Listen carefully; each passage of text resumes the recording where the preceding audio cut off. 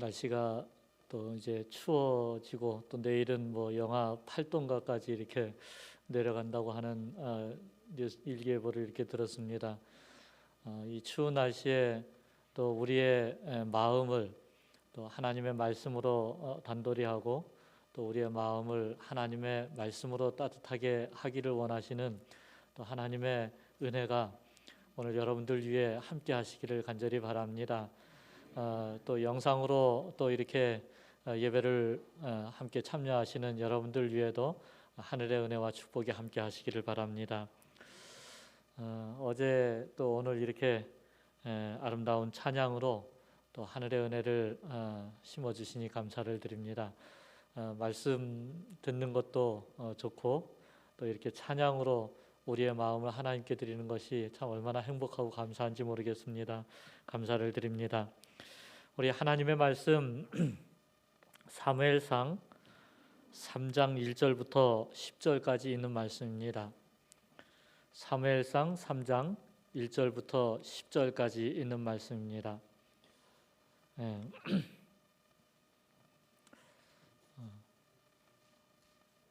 혹시 보이시는 분들은 화면을 보시고 또 아니면은 여러분 성경책을 펴셔서 오늘은 좀 서로 교독해서 읽도록 하겠습니다. 제가 홀수절을 읽겠습니다. 우리 성도님들께서 짝수절을 한번 좀 같이 읽어주시기 바랍니다. 아이 사무엘이 엘리 앞에서 여호와를 섬길 때에는 여호와의 말씀이 희귀하여 이상이 흔히 보이지 않았더라.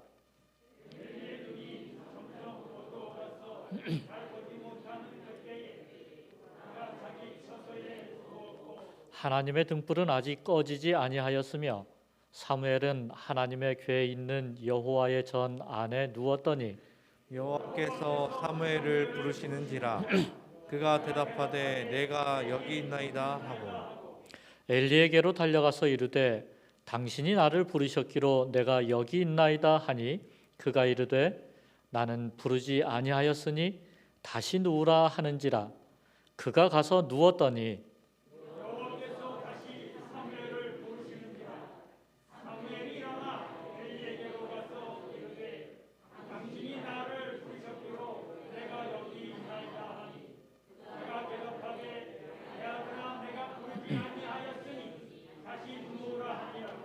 사무엘이 아직 여호와를 알지 못하고 여호와의 말씀도 아직 그에게 나타나지 아니한 때라.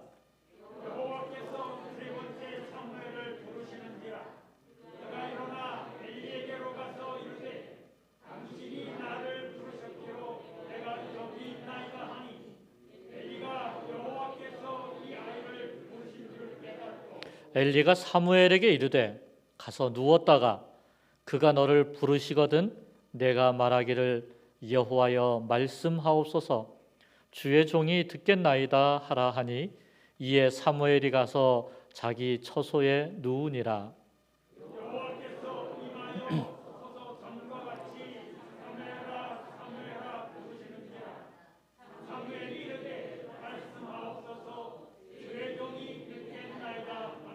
예, 감사합니다. 오늘 하나님께서 우리에게 주시는 말씀이 들려야 삽니다입니다. 목회자가 해야 할 사역이 참 많습니다. 그 많은 사역들 가운데서 중요한 것 하나는 바로 교인들과 함께 예배와 이 모임을 통해서 하나님의 말씀을 나누는 것입니다. 예배는 우리 신앙인들의 삶이기 때문에 이 말씀 안에 우리의 삶의 모든 것들이 다 담겨져 있는 것입니다. 근데 언젠가부터 우리 가운데 예배를 드리고 말씀을 먹는 이 일이 재미가 없다고 느껴지고 하나님 앞에 드리는 이 예배에 대한 감동이 내 안에서 조금씩 사라지는 것을 느끼게 됩니다. 코로나19가 시작되어서 교회에 모이지 못하게 하니까 이렇게 집에서 예배를 드리고 또 집에서 이렇게 말씀을 전하고 때로 방송을 통해서 예배를 드리다 보니까 내 자신이 얼마나 게으르고 나태해지는지, 교인들 앞에는 방송으로 예배드려도 온라인으로 예배드려도 여러분 옷을 제대로 갖춰 입고 또 기도할 때 같이 기도하고 찬양할 때 같이 찬양하면서 예배합시다라고 하는데 저도 그렇게 안 되더라고요. 그래서 그렇게 흐트러진 내 신앙을 다시 찾아가는 일이 목사인 저도 참 쉽지 않은 것을 느끼면서 내가 우리에게 이 화요일, 금요일, 안식일 예배가 있고 이 안식일 또 이 저녁 예배에 참석하시는 또 온라인으로 참여하시는 성도들이 얼마나 참 귀한 존재들인가를 다시 한번 깨닫게 되었습니다. 이렇게 예배의 감동이 사라지다 보니까 교회 생활도 재미가 없어집니다. 우리의 영성에 병이 든 것입니다. 예배에 대한 갈망이 날마다 새롭고 하나님의 말씀을 읽고 들을 때마다 내게 주시는 말씀이 내 귀에 들린다면 여러분의 삶과 여러분의 영성은 건강하신 것입니다. 오늘 우리가 살아가는 이 세상을 사회 경제적인 용어로 이야기하면 제4차 산업혁명 시대라고 이야기를 합니다. 또 영적인, 정신적인, 사상적인 용어로 정리하면 포스트 모더니즘 시대, 또 종교 다원주의 시대라고 합니다. 포스트 모더니즘은 절대 진리, 절대 가치가 없는 시대라는 얘기입니다. 모든 것에 권위가 없습니다. 마침내 성경의 권위도 부정합니다. 우리에게 구원을 주시는 예수 그리스도의 유일성을 부정하고 기독교를 여러 종교 가운데 그저 하나의 종교 정도로 생각을 합니다. 우리는 어제부터 구약의 역사서인 이 사무엘서를 통해 오늘 우리의 시대, 내가 처해 있는 이 상황을 바라보고 있습니다. 왕이 없었던 사사시대에는 또 왕을 기다리는 사람들에게 하나님은 곧바로 왕을 주시지 않았습니다. 마지막 사사인 사무엘을 보내서 다윗 왕에게 기름을 부어 드디어 하나님 마음에 합한 왕을 세워주십니다. 사무엘이 어떻게 태어납니까? 불임의 고통을 안고 눈물로 기도하던 어머니 한나를 통해서 태어납니다. 불임의 여인 한나는 그 당시 이스라엘의 풍조, 그 이스라엘의 사상, 이스라엘 사회를 대표하고 있는 인물이었습니다.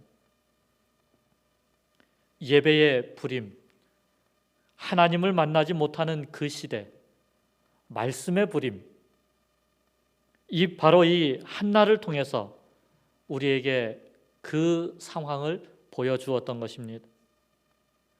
예배가 오염되고 강단에서 하나님의 말씀이 사라진 시대는 영적인 암흑기입니다.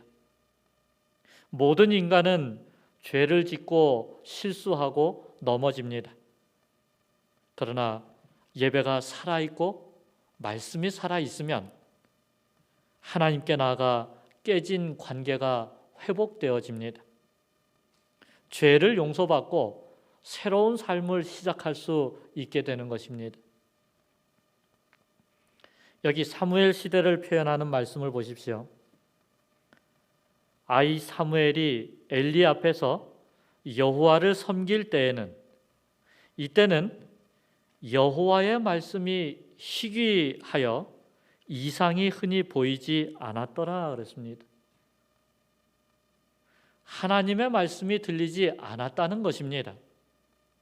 잠언의 말씀을 빌리면 묵시가 없으면 백성이 방자히 행하거니와 라는 것입니다. 자기 멋대로 생각하고 또 자기 멋대로 판단하고 자기 멋대로 말하는 시대, 하나님의 말씀이 없어서 말씀의 등불이 꺼져서, 다시 말해 기준이 없어서 방자히 행하는 시대가 되었다라고 하는 것입니다. 당시에 바른 제사를 드리고 하나님의 말씀을 받아 백성들에게 말씀을 전해야 할 엘리 제사장의 영적 상태가 어땠습니까? 오늘 본문 2절에 보니 엘리의 눈이 점점 어두워가서 잘 보지 못하는 그때에 그가 자기 처소에 누웠다 그랬습니다. 제사장이 눈이 어두워졌습니다. 이 육신의 눈만이 아니라 영적인 눈도 어두워졌습니다. 몸도 자기 처소에 누웠고 영성도 누워버렸습니다. 눈도 귀도 어두워서 말씀을 볼 수도 들을 수도 없습니다. 말씀을 바르게 선포하는 입도 없습니다. 그 시대의 비극을 단적으로 보여주는 그러한 기록인 것입니다. 엘리 제사장의 두 아들 홈니와 비느하스는 하나님으로부터 저주를 받습니다. 나를 존중히 여기는 자를 내가 존중히 여기고 나를 멸시하는 자를 내가 경멸하리라고 사무엘상 2장 30절에 말씀하고 있습니다.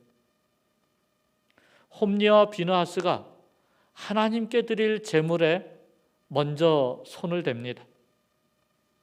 하나님께 제사를 드리기도 전에 새 갈고기를 가지고 와서 가장 좋은 고기를 건져서 뜯어 먹습니다. 가나안 이방 제사에서 여사제들과 음란을 행하듯이 하나님의 전에서 성막을 섬기는 여인들과 음행을 합니다. 마침내 하나님께서 세운 아론 제사장의 대가 엘리 그리고 그 아들 홈니와 비느하스 대에서 그 막을 내리게 되는 것입니다. 여러분, 이것이 얼마나 큰 비극입니까? 이 엘리와 홈니 그리고 비느하스가 살던 곳이 실로라는 땅이었습니다. 실로는 솔로몬 성전이 세워지기 전 하나님의 임재가 함께 했던 회막이 있는 곳입니다. 성전이 없기 때문에 제사를 못했던 것도 아니고 하나님과의 만남이 사라진 것도 아니었습니다. 그런데 영적인 눈이 어두워지고 제사장들이 타락하고 그러고 나니 하나님의 말씀이 희귀해지고 이상이 자주 보이지 않는 하나님의 임재가 거의 없는 상태가 되었다는 것입니다. 성전에서 하나님의 제물에 먼저 손을 대는데도 홈니와 비느하스가 죽지 않습니다. 그것을 보고 정말 두려워해야 되는데 오히려 두려워하기보다는 하나님께 이렇게 해도 하나님이 벌 주시지 않으니 우리가 좀 더 편안하게 해도 되겠구나. 어쩌면 이런 생각을 하지 않았을까 싶은 것입니다. 엘리 제사장 가족은 그들의 살고 있는 곳이 그 실로 성막이 있던 곳이었기 때문에 그들의 몸으로는 하나님의 임재와 영광에 가장 가까이 살았던 사람들입니다. 그런데 그들의 마음은 하나님에게서부터 정말 가장 멀리 떨어져 있는 모습을 보게 됩니다. 하나님의 영광과 임재를 상징하는 법궤 옆에서 잠들고 깨어났지만 그들의 삶은 그 하나님의 영광과 멀어져 있고 하나님의 임재에는 먹통이 되어져 버렸던 것입니다. 오늘 주님 전에 찾아와 발걸음은 이곳에 있지만 혹 내 마음은 하나님에게서 멀리 떠나 있지는 않으신지요? 나를 존중히 여기는 자를 내가 존중히 여기고 나를 멸시하는 자를 내가 경멸하리라. 엘리와 홈리와 비느하스를 향한 하나님의 선언이었습니다. 오늘 나의 삶은 어떻습니까? 내 가정, 또 내 교회, 우리 소그룹의 상태는 어떻습니까? 한 5년 전인가요? 7년 전인가요? 여기 소그룹 컨퍼런스를 한다고 해서 교회 자체적으로 저희 교인들을 데리고 이곳에 와서 구경을 왔던 적이 있었습니다. 참 감동을 받았고 뜨거움을 경험했습니다. 그래서 저희도 그렇게 해보려고 많은 노력들을 했습니다. 살아계신 하나님의 임재를 경험하고 우리의 기도가 응답되어지고 또 이 지역 사람들이 주께 들어오던 그 기쁨과 그 영광이 오늘도 여전히 계속되고 있습니까? 아니면 어느 때부턴가 내 마음에 기쁨이 사라지고 예배에 감동이 없어지고 말씀을 들으면 불편해지는 그런 현상이 일어납니까? 하나님을 이제 신학을 졸업하면서 교회는 나가기는 나가는데 제 마음은 떠나 있을 때 그때 저의 모습입니다. 일부러 말씀을 안 듣습니다. 왜냐하면 말씀을 들으면 양심이 찔리니까 설교 예배 때도 말씀을 듣지 않고 딴짓을 합니다. 다른 생각을 하고. 간절히 바라기는 오늘 이곳에 있는 또 이 영상으로 예배하는 우리 모든 성도분들은 여러분의 영성이 변함없이 살아있어서 하나님의 임재와 영광에 점점 더 가까워지는 성도들이 되시기를 간절히 바랍니다. 여러분, 인간이 실패한다고 하나님의 구속의 역사가 실패하지는 않습니다. 내가 불순종한다고 하나님의 역사가 멈춰지는 것이 아닙니다.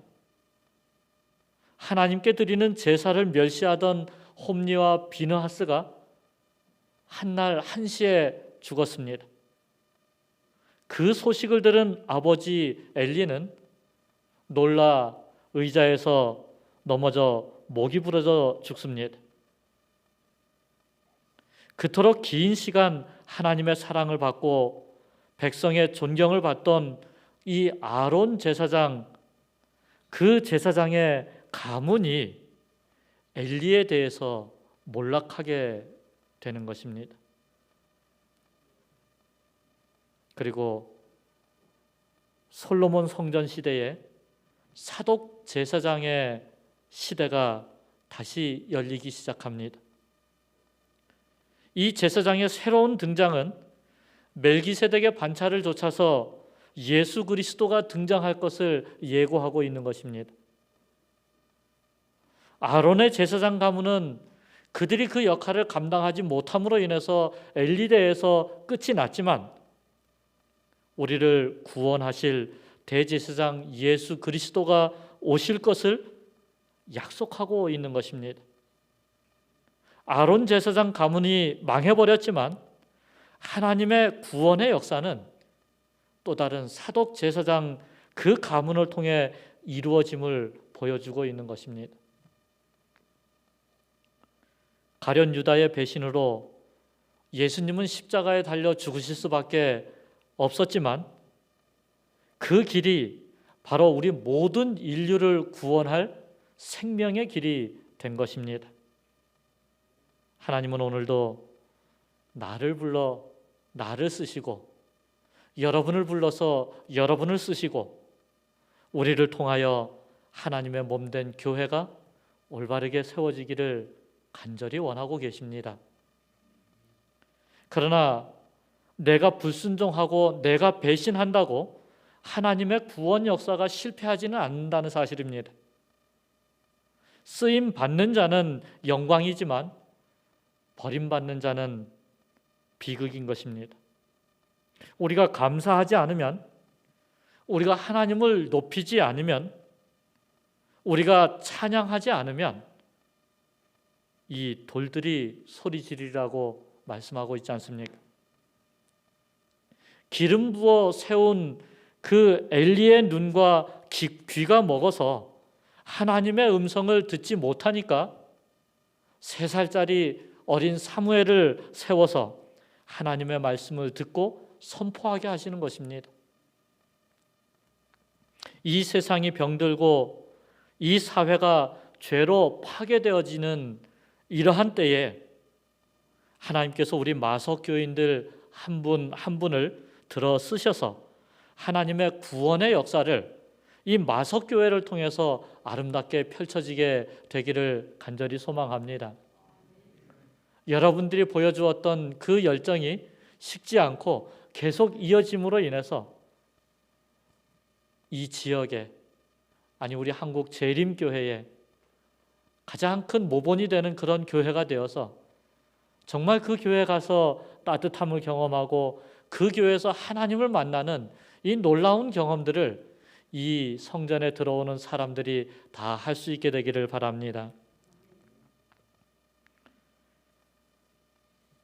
오늘 여러분의 기도가 그저 자신의 회개와 구원을 위해서만 드려지는 기도가 아니라 다니엘처럼 또 한나처럼 이 사회와 이 민족을 위해서 회개하고 간구하는 기도가 되어서 하나님의 살아계심을 온전히 증거하시게 되기를 바랍니다. 때는 회막을 밝히는 하나님의 등불이 꺼지지 않는 시간이었습니다.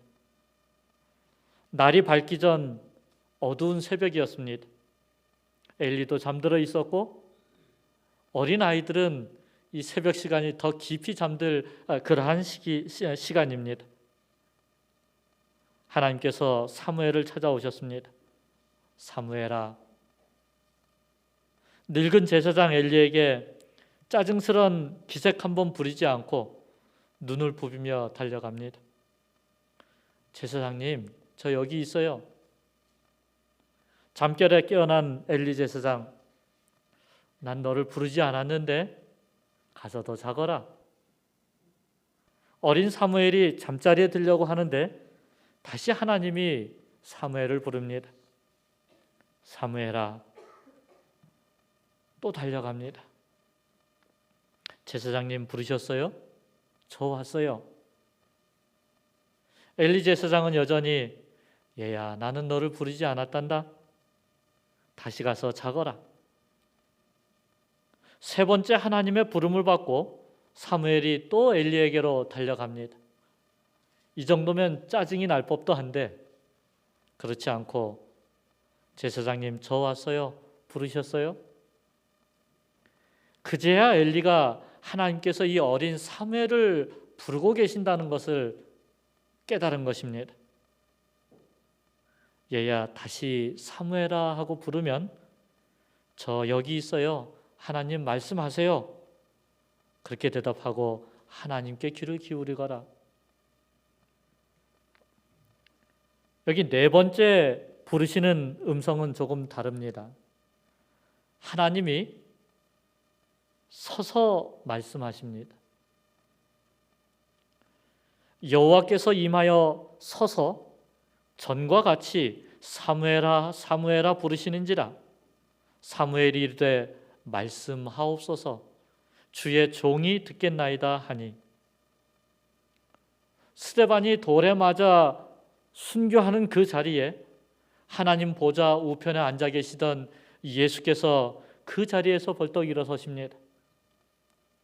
서서 스데반을 응원하던 그분께서 이제 사무엘에게 말씀하시는 이 순간에도 서서 사무엘의 이름을 부르십니다.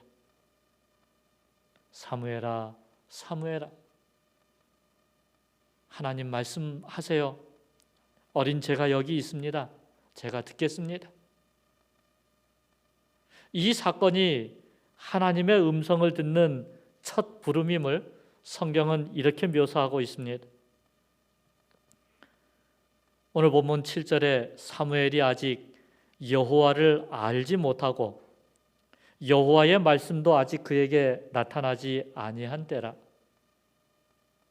여기에 여호와를 알지 못한다라는 이 말은 하나님이 계신 것도 모르고 하나님의 사랑을 받을 줄도 모른다는 말이 아닙니다. 마리아가 자기 몸에서 예수 그리스도가 잉태되리라는 그 천사의 말을 듣고 나는 사내를 알지 못하니 어찌 이런 일이 있겠습니까? 라고 할 때에 여기에서 그 안다라는 말과 이 하나님을 안다라는 말에 이 안다가 그만큼 친밀한 관계, 직접적인 관계임을 이야기해 주는 것입니다. 오늘 이 땅에 살아가는 하나님의 백성, 진리를 가진 백성이라고 하는 우리는 어떻습니까? 세상 돌아가는 얘기는 참 잘 압니다. 정치 얘기는 곧잘 합니다. 어느 교회에 가면은 거기서는 절대로 어느 당 얘기하면 안 돼. 거기 가면 이쪽 당 얘기를 하면 안 돼. 세상 재미는 너무나 잘 압니다. 어디에 가면 어떤 즐길 거리가 있고 어디에 가면 뭐가 맛있고,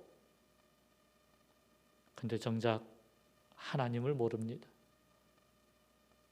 꿀송이보다 더 단 하나님의 말씀의 맛을 모릅니다. 교회 안에서 성도들과 교제하는 그 기쁨을 모르는 것입니다. 정작 알아야 할 것은 모르고 몰라도 되는 것을 너무나도 잘 알고 있는 나의 모습을 진정으로 회개하는 이 기도 주간이 되기를 바랍니다.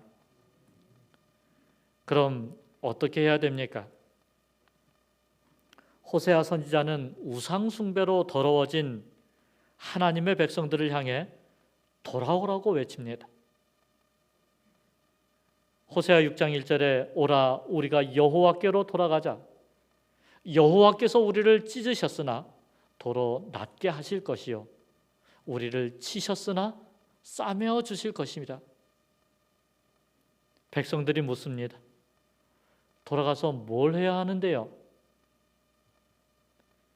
그러므로 우리가 여호와를 알자. 힘써 여호와를 알자. 이게 나라가 살고 시대가 살고 공동체가 살고 가정이 살고 내가 살고 내가 사는 길인 것입니다. 오라 우리가 여호와를 알자. 힘써 여호와를 알자. 하나님을 아는 만큼 우리의 기도와 삶이 풍성해지는 것입니다. 작년 초부터 패스트 제자 훈련이라는 것을 하게 되었습니다.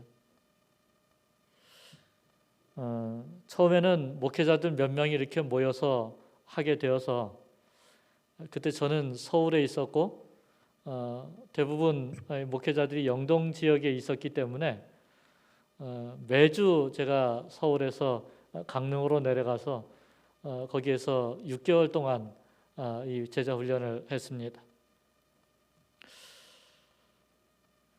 지금은 이제 2기 목회자들, 3기 목회자들까지 이렇게 만들어져서 목회자들을 대상으로 먼저 제자 훈련을 경험하게 하고 그것을 교인들에게 이렇게 나누게 하고 있습니다. 수년 전에 잔이왕 장로님이 오셔서 강의하고 했을 때 그때 제자 훈련을 할 때는 이 원리를 모르고 하다 보니까 별 감동이 없었습니다. 근데 이제 패스트 제자 훈련의 가장 기본적인 원리를 알게 되니까 하나님의 말씀이 새롭게 다가오기 시작하는 것입니다. 말씀을 암송하고 묵상하는 게 암송은 되는데 묵상은 하지 않고 그저 암송만 했더니 별 의미가 없었던 것입니다. 근데 말씀을 암송할 뿐만이 아니라 그 암송한 말씀을 묵상하면서 그 말씀을 통해서 주시는 하나님의 음성을 깨닫고 듣고 그 말씀을 내 삶에 실천하는 그러한 것이 패스트 제자 훈련의 원리임을 알게 되었습니다. 정답을 찾는 말씀 묵상이 아니라 정로를 찾아가는 말씀 묵상을 하게 된 것입니다. 여러분, 매기 마지막 안식일 날 우리가 뭐 하죠? 열세기억절 암송하지 않습니까? 1년이 되면 52기억절 암송을 합니다. 그런데 이 성경절을 외우는 것으로 그친다면 그건 자기 자랑밖에는 안 되는 것입니다. 자기 자랑해서 뭐 하려고요? 중요한 것은 그 일주일에 한 절 외우는 그 말씀을 계속 외우고 묵상하면서 그 말씀 속에서 하나님께서 오늘 나에게 뭘 원하시는지, 어떻게 살아가기를 원하시는지 그것을 깨닫고 내 삶에 적용하고 실천할 때 하나님의 말씀의 능력이, 파워가 있는 것입니다. 말씀을 수백 절 외우고 성경 박사가 된들 무슨 소용이 있겠습니까? 그 말씀이 나를 예수님처럼 사랑과 겸손으로 희생하게 하는 변화가 뒤따르지 않으면 아무 소용이 없는 것입니다. 여러분, 간절히 바라기는 꼭 패스트 제자 훈련 아니라도 상관없습니다. 일주일에 성경절 한 절만이라도 계속 끊임없이 반복하고 묵상하면서 거기서 하나님께서 나에게 주시는 그 말씀들을 내 삶에 적용하고 우리 자신을 하늘에 합당한 사람으로 만들어 가시기를 바랍니다. 모든 것이 흔들리고 무너지는 이 시대, 하나님의 말씀을 붙잡아야 넘어지질 않습니다.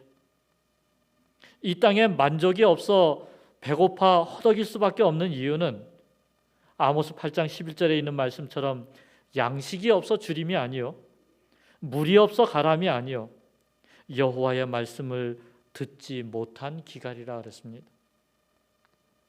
오늘 이 마석교회의 모든 성도들이 수많은 말씀을 들어도 목말라 하는 분들이 아니라 말씀을 통해 진정으로 갈증을 해소하고 예수님을 닮아가는 예수님의 참 제자들이 되시기를 간절히 바랍니다.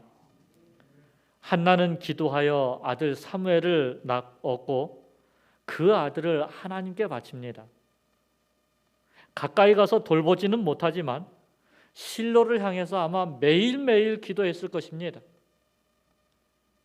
오늘 이 세상이 어려워도 우리 곁에 있는 모든 것이 다 찢겨져 나간다 할지라도 우리의 기도는 결코 버려지지 않는다는 사실에 감사하기를 바랍니다.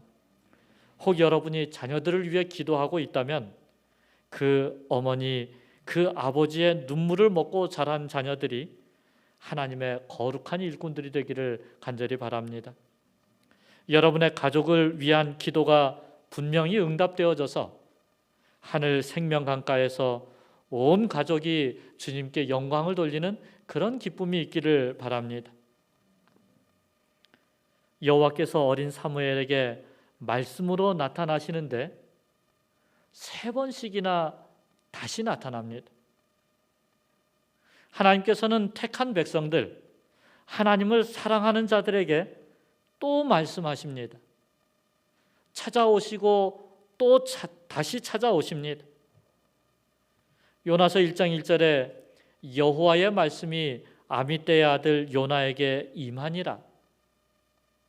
근데 그 하나님 말씀을 불순종해서 도망가는 요나를 하나님께서 포기하지 않으십니다. 끝까지 따라갑니다. 요나를 붙잡아 바다에 던지고 물고기 뱃속에 집어넣습니다. 그 뱃속에서 울며 기도합니다. 기도한 요나를 물고기가 토해내게 합니다.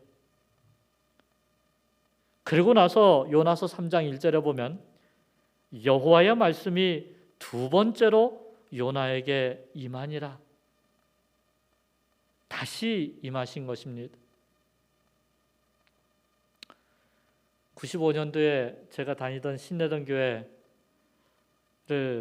떠나면서 그때 제가 했던 기도가 있습니다. 마지막 기도가, 하나님, 저 좀 제발 내버려 두세요.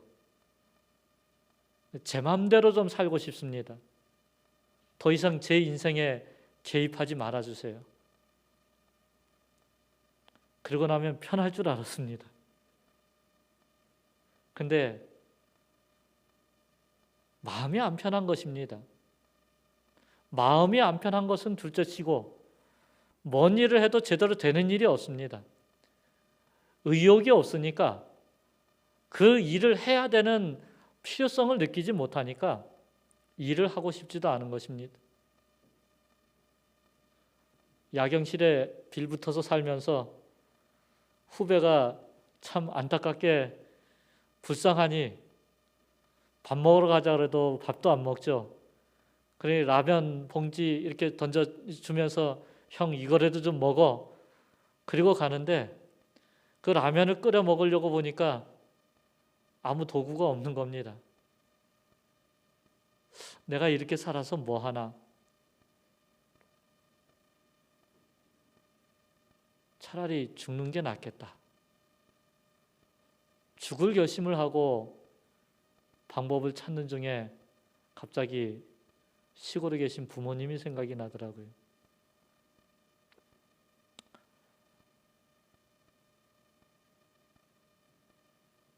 부모님 마음에 못을 박을 수 없어서 그래, 다 포기하고 시골에 가서 농사나 짓자.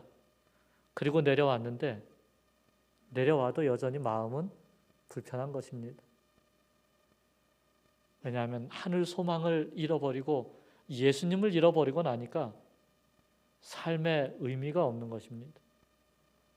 그래서 다시 기도했습니다.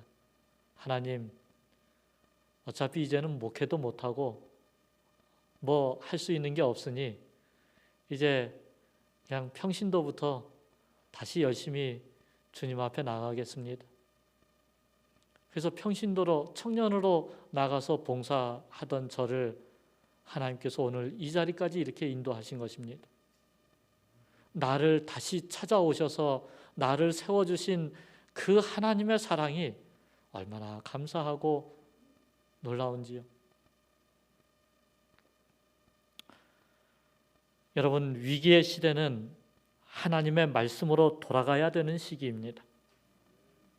세상이 어려워질수록 본질로, 초심으로 돌아가야 되는 것입니다. 말씀의 능력, 복음의 능력, 성령의 임재의 능력, 기도의 능력을 믿어야 되는 것입니다. 그게 바로 리이그나이트, 교회여 다시 불타오르라는 말씀인 것입니다. 먼저는 내가 먼저 다시 복음으로 타올라야 합니다. 이 위기 시대를 뚫어내는 능력은 허리가 끊어지는 기도밖에는 없는 것입니다. 본질로 돌아가야 될 때입니다. 왜 그렇습니까? 하나님은 말씀으로 세상을 창조하셨기 때문입니다. 말씀으로 시작하셨듯이 말씀으로 역사를 새롭게 변화시키시고 역사를 마칠 것이기 때문입니다. 이 지구가 만들어진 시초는 어떤 물질이 아닙니다. 우주의 기본 원자는 물질이 아닙니다. 바로 하나님의 말씀인 것입니다. 기본 원자인 말씀이 살아야 세상이 살고 내가 사는 것입니다. 오늘도 이 말씀이 들리면 사는 것입니다. 이 말씀이 들리지 않으면 망하는 것입니다.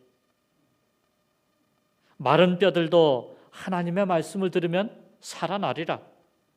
믿음이 다 사라지는 시대에 마지막 때에 믿는 자를 보겠느냐? 말씀하시는 그 시대에 그 말씀을 듣는 자는 믿음이 살아날 것입니다. 들음에서 믿음이 솟아나는 것입니다. 같은 성경, 같은 본문을 읽어도 하나님의 말씀은 각자에게 다른 말씀으로 다가옵니다. 이 시간 부족한 종이 설교를 하지만 듣는 분들마다 깨닫는 말씀이 다르고 듣는 말씀이 다릅니다. 매주 이 강단에서 전해지는 이 말씀이 내게 주시는 말씀으로 들리면 내 인생이 밝아집니다. 하나님의 말씀은 빛이요 등불이기 때문에 그렇습니다. 하나님의 말씀은 치료하는 광선이기 때문에 그렇습니다. 하나님의 말씀은 힘이요 지팡이이기 때문에 그렇습니다. 하나님의 말씀은 달고 오묘한 생명의 양식이기 때문에 그런 것입니다. D.L. 무디 선생님이 이런 얘기를 했답니다. 진짜인지 아닌지는 모르겠지만 무디가 설교하면 교인들이 그 말씀을 자기에게 주시는 말씀으로 받지 않고 야, 이 말씀 참 재미있다. 이 말씀은 내 뒤에 있는 아무개 집사가 좀 들었으면 좋겠어 하고 뒤로 휙 던져버린답니다. 그 말씀을 야, 우리 마누라가 좀 들었으면 좋겠네 하고 옆으로 아내한테 휙 던져버린답니다.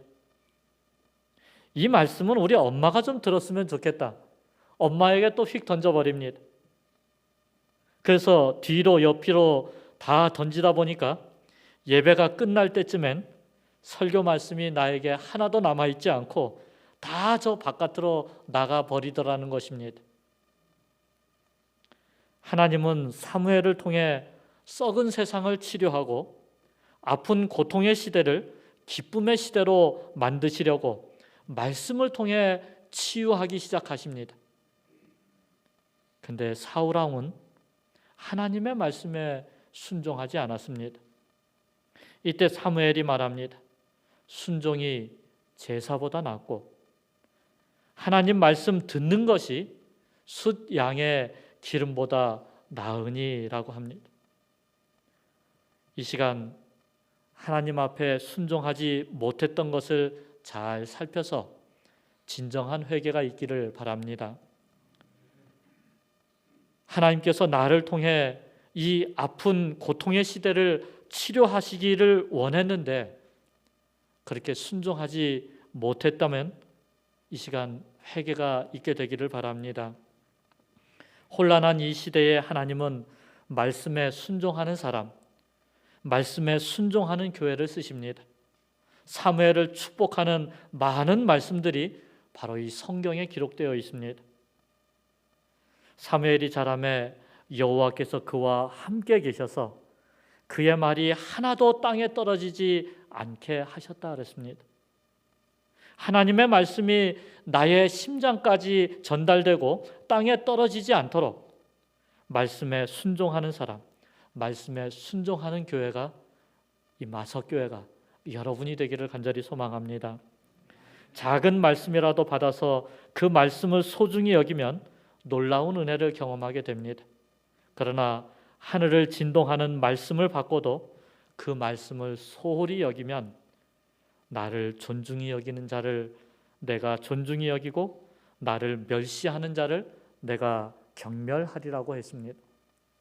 오늘 하나님께서 주시는 모든 말씀이 오늘 우리에게 들려진 이 말씀이 나를 바꾸고 내 가정을 바꾸고 우리 공동체를 바꾸는 능력이 되기를 기도하시기를 바라면서 말씀을 마치겠습니다.